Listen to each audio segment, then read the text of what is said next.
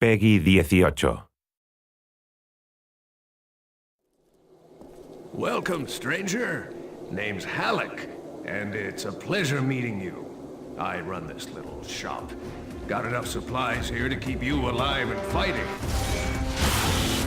Rage, at its core, is a first-person shooter. These other elements like racing and vehicle combat, they're additive to the experience. But it's important not to get confused by really what we do. We're id, we make first-person games. You know, when you pick up the shotgun and you shoot a bad guy, you know what to expect.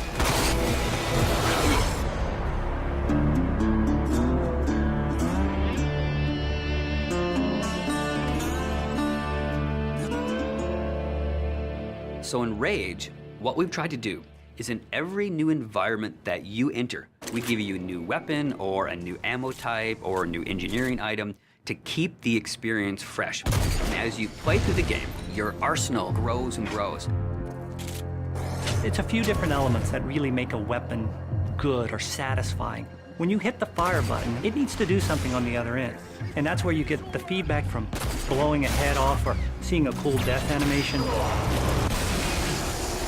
You know, I've always loved shotguns in all of the id games especially. I think if we didn't have a shotgun, a lot of fans would be upset. But the crossbow, because it's so different and so new, it's almost like this utility weapon. My favorite weapon in Rage is the wing stick. Let me guess. You want to know how to throw a wing stick. The wing stick is an offhand, instant throw weapon. The wing stick is such an iconic weapon. It's this bladed death boomerang, and it has like a smart nano targeting core. Is some of the mythos that we've built into it. And if you time it right, you can chop the heads off of mutants with it. We have these things we call gadgets or engineering items. Things like a little remote control car with a bomb attached to it. Now you're building this little defense turret. If you have the parts and you have the plans to build it, you can build these anywhere in the world. So now you're running around, you're firing, and instead of just tossing a grenade or just throwing the wing stick, you're tossing down a little defense turret. And we have other more complex engineering items as you progress through the game, things like sentry bots that are automated robots that shoot all your enemies for you. If you utilize some of the other gadgetry items, you can make it a thinking man's game. But it doesn't stray too far from our core mechanics. It's one button. It all follows the same principle. I pay nicely for quality goods. There is an economy, and when people first think about the economy, they think RPG. But the economy is really your tool to manipulate how you want to play the game. It really is this player choice mechanic. So you're picking up this cash and these other cool items, then you sell it and you pick which ammos you want to buy. When you get these new things, you'll want to try it out. And when you do, you learn how that impacts you as the player and how you want to approach a situation. But at every step of the way, we never want the inventory to get in the way.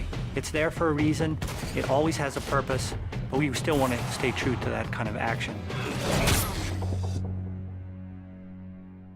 The world in Rage is about survival and all the elements that the player will need to succeed in surviving. It's up to them how they want to use those gadgets, weapons, and ammo types.